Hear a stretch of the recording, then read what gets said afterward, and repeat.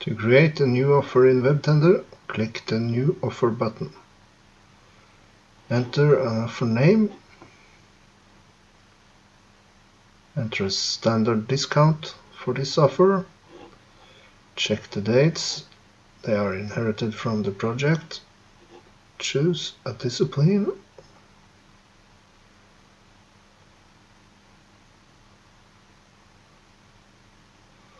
Then select Offer Owner and Offer Controller.